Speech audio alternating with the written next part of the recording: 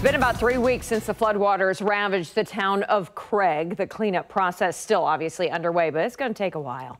This as we have more flood warnings on the way. KCTV5's Amy Anderson is in Craig with more. Everywhere you look in the town of Craig, there is devastation. Most of the town is still without power, but the people who live here are slowly returning home. Dumpsters line the streets where floodwaters left behind a muddy mess. It seems everyone and everything is struggling.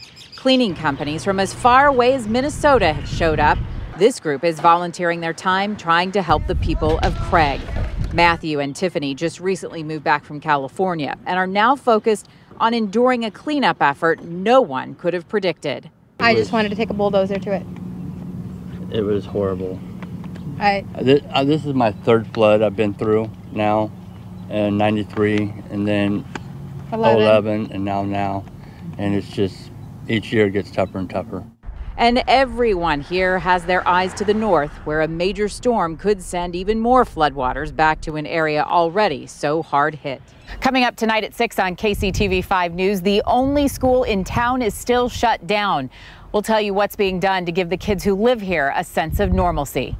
In Craig, Missouri, Amy Anderson, KCTV5 News. It's been nearly 3 weeks since floodwaters forced people to leave the town of Craig, Missouri. The waters have receded, leaving behind problems that will take months to fix. KCTV5's Amy Anderson shows us how they're improvising to get kids back in class.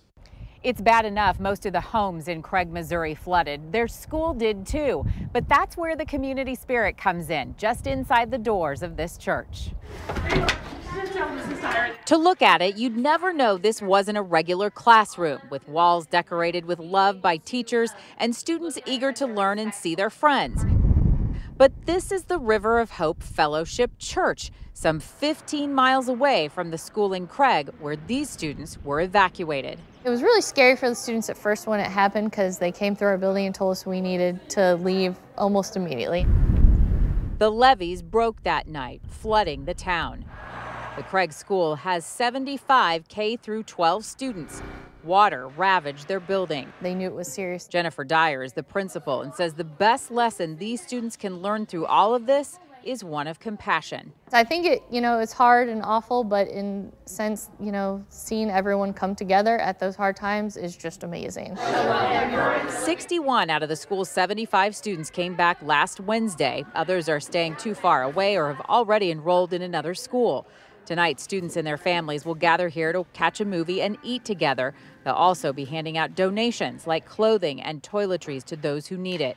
Yet another lesson in humanity for these kids who've already learned so much. Thank you. As for when the school in Craig will reopen, they're not sure yet. It may not be until next school year. In Holt County, Missouri, Amy Anderson, KCTV5 News.